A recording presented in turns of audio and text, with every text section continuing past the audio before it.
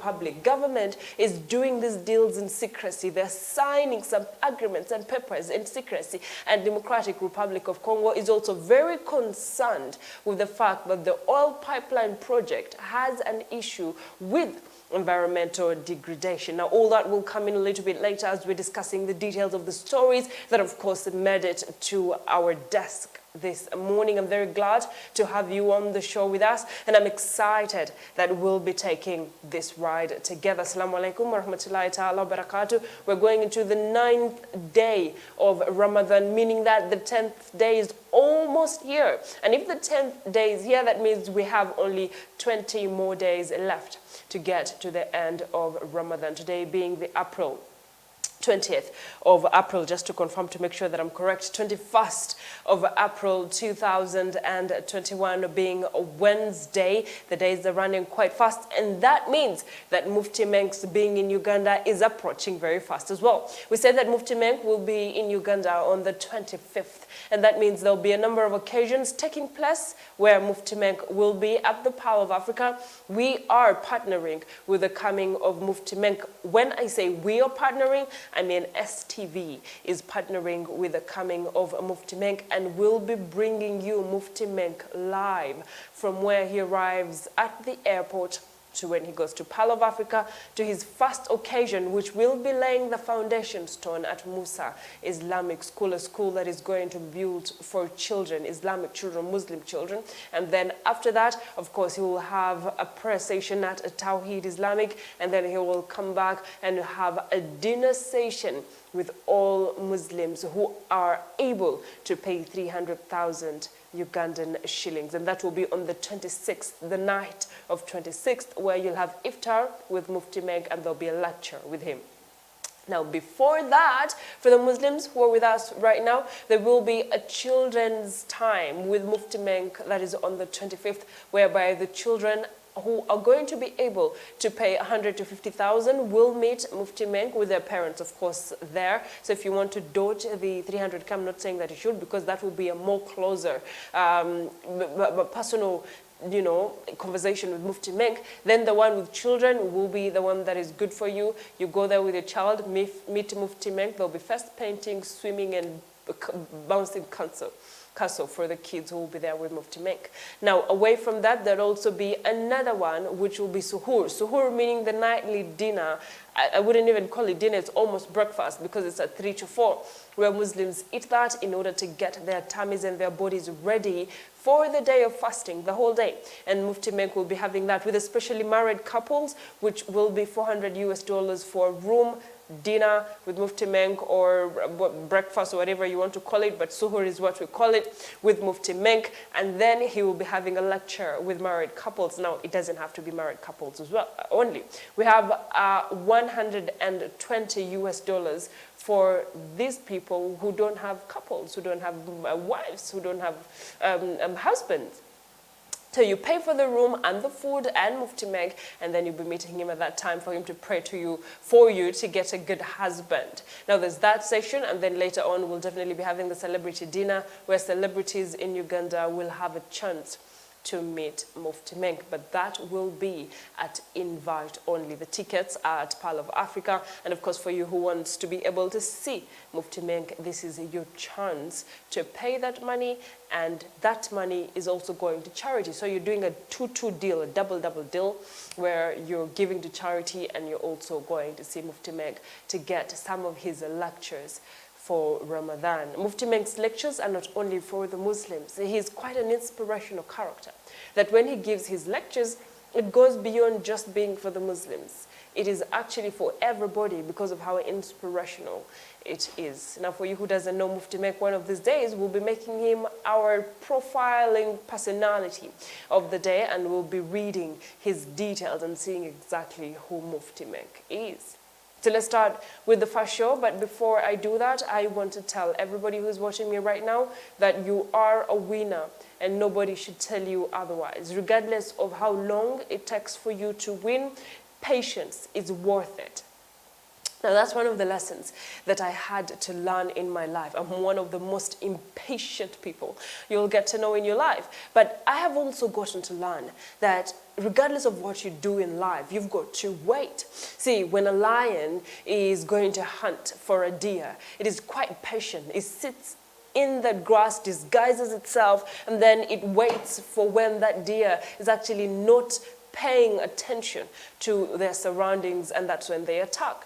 Now, if you're not patient with life, you're going to miss on a lot of opportunities. Now, that's a lesson, like I told you, that I have learned, and I have learned the hard way. And that means that I need to take a step back and rethink my strategies on being patient. Even when you're married. I'm not married, yes, but one thing I know about marriage is patience is quite important. You're living with someone who is literally a stranger to you because you don't know them. The things that they're going to do will get on every single one of your nerves. The change will come in how you decide to deal with the things that are happening, the changes that will happen to you. You will have to all meet in the middle. You make changes, they make changes, you meet in the middle, but the whole lesson in this is patience. So you need to ensure that you're patient in life. You're patient with your success, because success doesn't happen just like that.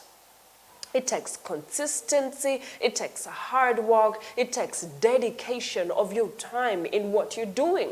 See, if you're not consistent in what you're doing, today you're a journalist, tomorrow you want to do agriculture, the next day you want to do carpentry, the next day you want to be a veterinary doctor, and then you're thinking, what if now I become a bird watcher? No, that's not good enough. What if now I work in Uganda Wildlife Authority in taking care of the rhinos that have been stopped from walking around, and people are no longer going to see rhinos. In Ziwa Rhino Camp, that's an update that I'll be giving you as well. So if you jump from one thing to another, then you have a problem and you're not settling down and your consistency is not there. And that means you're not practicing your art long enough, and that means you're going to have a problem. Because if you're not practicing it long enough, that means that you do not have the agility of moving longer distances for a longer time, and you're not patient enough to do that, and you're jumping from one thing to another. And they say a jack of all trades is actually not the best thing to do at times, or not the best thing to be at times. Decide that I'm going to do journalism and dedicate yourself regardless of the challenges that are there. I have a friend, she's called Shakira Namwanje. And what she says is that when your heart is burning, by heart I mean the kasisira that you stay in, the house that you stay in. So when your house is burning, in today's world you can't say heart, you say house, because hearts are no longer in existence. Only in few communities like Karamojo, West Nile, and a few places in West where these hearts are still there deep in the villages, but when you come to town, the sisiras are not there. Whoever builds them for fashion rather than what they were initially meant for: a house, a place to live, a roof above your head. So now things have changed. So when your house is burning, how are you going to take care of the situation?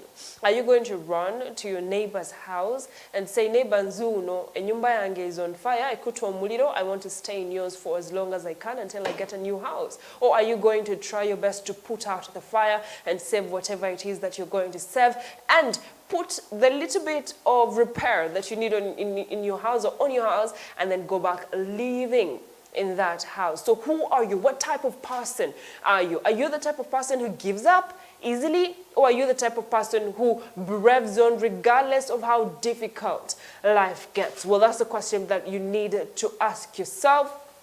And you need to categorize yourself in where you want to be in life, who you want to be, and where your timing is. Because if you know you're impatient, just get ready to lose a lot of things in life, and you have to pay dearly for the things that you have lost because you are impatient. But there are times that there are decisions that we have to make. And those decisions sometimes have to be made in a snap of a finger. And in that snap of a finger, when you're making that decision, you may not be patient enough to wait for an answer from the Almighty God or from a situation in life to teach you, but you have to make that decision. Now, what I'm saying, even when you're trying to be patient, you need to know that You have to calculate your timing. And even when you lose things in the midst of trying to be patient, you need to learn that you don't regret any step you make in life. Regret is one of the things that people who don't appreciate their life do. And I've been asked the question before.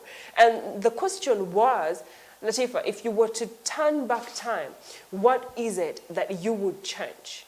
We've asked that to a number of our guests who are on Select Talk, and that is one of the talk shows that I host on STV that comes your way every 8 p.m. on Sunday. Catch that. It's an amazing session of talking about people's life journeys and what is it they regret and what is it they want in life. So when we ask that question, most of our guests have the answer of, you know what, I actually don't think I'd change anything because that is who I am. And the lessons I learned, the good ones and the bad ones, are the ones that made me who I am today. And this me is an evidence of these lessons that have panel beat me from every other angle of my life. And this is who I am right now. So I was being created. It is something that I am. So I wouldn't change anything. But when you talk to Maggie Chigozi, her answer was that if she would change anything, it would actually come from the fact that she didn't want to be a doctor and she wanted to be a businesswoman. But her father had that dream for her and she became a doctor to impress her father. And it brings us again to the point where parents need to be really careful about what careers they choose for their children. Is it your life? No, it's not. Do you need to choose a career for your child? No, you don't. Do they make mistakes when they make the choices? Yes, they do. But are mistakes made in life? Yes, they are. But then if you don't give them the chance to make those mistakes and learn from those mistakes, then we have a problem. Because you need to learn from the mistakes you make in life and then know from that point that, hey, I've made this mistake and next time I will do better. I mean, really, who says, what guarantee is there that if Latifa Hamid chooses to be, say, a carpenter, it will be a mistake in her life or not? The probabilities are 50-50 and you don't know where life will take this person. So allow your kids to be able to make decisions for themselves, decisions that will affect their life and not yours, because now it is their life. Welcome to the first show. Now let's start with the first story, the first update that got my attention. And of course, we also have tweets in line with this particular update where Joe Biden, the current president or president-elect of the US, said that if anybody is on the wrong, they will actually get punished. And that comes in line with the story of the man, George Floyd, that was strangled to death. You remember the story where an African-American man had gone to a shop, and before we know it, police has been called on his truck, and then he was held on the neck by a police officer who was white, and they termed it as racism.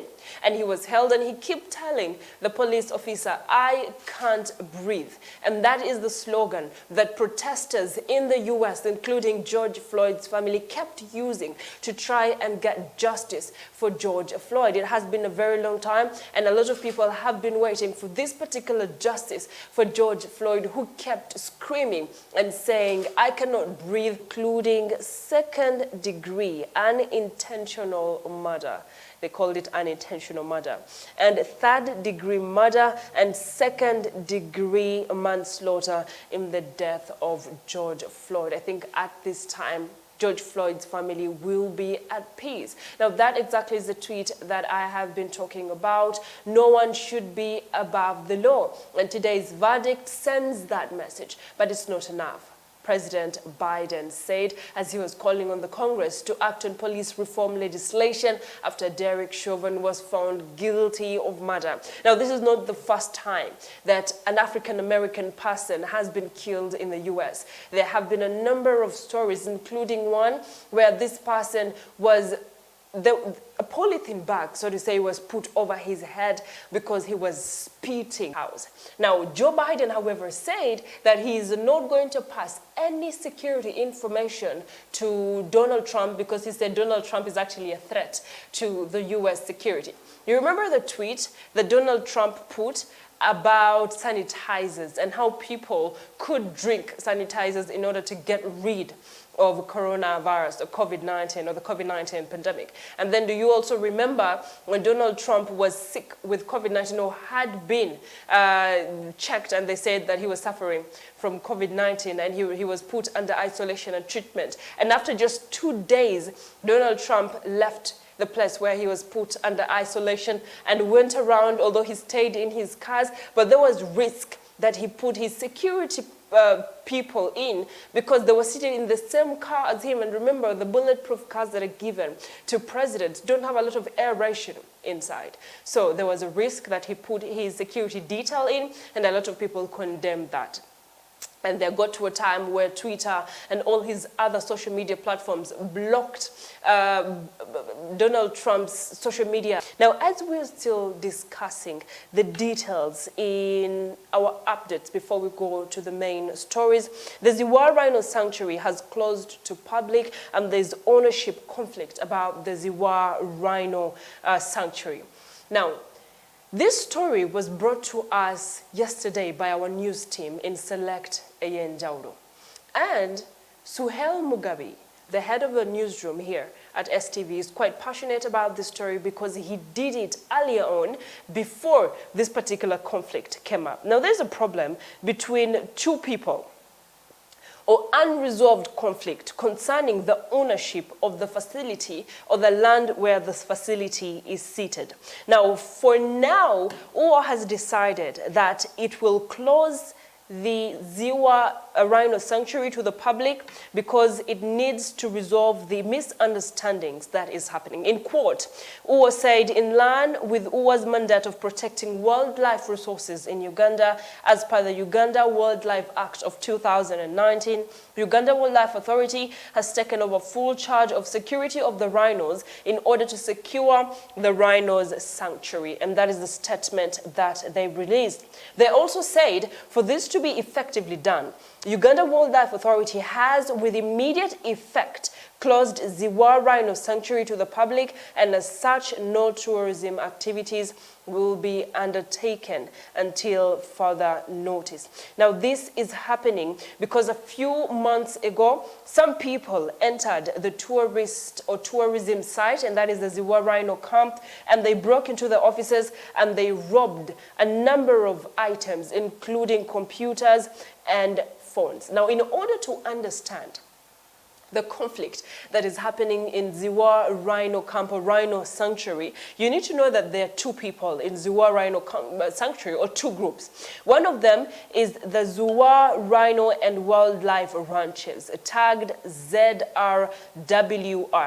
And then there's also the owners of the land where the rhinos are being bred, and the Rhino Fund Uganda, that is RFU, an NGO that has been managing the rhino at the sanctuary. Now, the conflict could potentially compromise the safety of the rhinos, hence the decision taken by Uganda Wildlife Authority in closing that sanctuary for now. So for all of those who are there, unfortunately, we won't be able to look at these rhinos for a while, although they are amazing creatures to look at. If you go to the zoo right here in Entebbe, you can see that the rhinos are there, and you can definitely see them moving around in circles, and they do that all the time, and it's amazing to see them do that. The creatures that some of the wildlife tourism attractions that we have in Uganda, unfortunately, we'll be unable to see them at the Ziwa Rhino Sanctuary for now until this conflict is sorted. And we actually pray and hope that this conflict is sorted sooner or later. Now let's come back to the ground, and in one of the very last updates that I have for you today, it's about these two young children who were kept in school from the 30th of last month when the primary leaving examinations sat their paper. Now these two children were kept in school because the authorities felt like their parents, who had failed to pay school fees to a tune of 1 million, were defying the school's rules and regulations, yet they let their children sit the examinations. So they have been keeping them in the school from the time when they finished the PLE to just a few days when the education minister in Kabale actually realized that there were two children who were being kept in school without their parents' consent, hence the fact that they went in and served those children. And really, when we look at the situation that is happening, we are asking ourselves, where is the middle ground between schools and parents? Where is the middle ground between the fact that we're all suffering from the COVID-19 pandemic lockdown impact on the economy, and everybody is still trying to get a buffer in their businesses and trying to survive, and the fact that schools that are also trying to survive are saying that you either pay our school fees or your children are not leaving our school and we're going to keep them here until further notice? Where is the middle ground struck is the question that we're asking. Schools want money to run their education system, while parents are saying, tetulina sente, naye abaana baffe balina okusoma. So what is it that needs to be done for that situation to be settled? Now the school explained themselves and said the reason why they kept those children in there is because the parents are defaulters, and it's not the first time that they have failed to pay school fees. This is the second time that they have failed to pay school fees. There's a time one of the girls was in school and they failed to pay an amount that was up to 500,000 Ugandan shillings. Now when they contacted the parents said they are stuck in Rwanda, and the reason why they're stuck in Rwanda is they went to Rwanda, and because of the COVID-19 restrictions or travel ban due to COVID-19, they cannot come back to Uganda, hence the failure to pay their children's school fees. What is your view on this, ladies and gentlemen? Do you think it's right for the school to have kept those children in there for all this time? Or you think that they should have let them go, and according to the education ministry in Kabale, they had said that the school should have let them go and instead take the parents to courts of law instead of leaving the two children at the school. Now the school is called Victorious Nursery and Preparatory School in Kitumba Sub-County in Kabale District, and these two children have now been successfully taken back to their guardian, who is right there. The picture you're seeing is exactly that story of the two children. Their names have been withheld. However, there they are, the two children, their guardian, the education ministry, and also the police, who decided to be part of this problem that was going on between the school and these parents. Very sad situation there for both parties. The school wanting its money, and then the parents saying tetulina sente for now, besides tetuli in the country, and it's hard for us to pay this money that you were talking about. Where do we reach? Where's the middle ground? Unfortunately, and I'd like your response to this as the viewers of the first show. What do you think about it? Do you think that what the school did was wrong? Or do you think the parents who have defaulted not once but twice should be able to clear the tuition before the students or the children are left? Or do you think that we need to continue doing what we're doing? Now allow me to take a short break. We'll do that and then come back and discuss the stories that we have for you in details, including that of the oil pipeline project that is happening in Uganda. Oil pipeline project, let me say it more eloquently. The oil pipeline project that is happening in Uganda and is meant to bring a lot of money in the country. So stay with us and we'll be right back.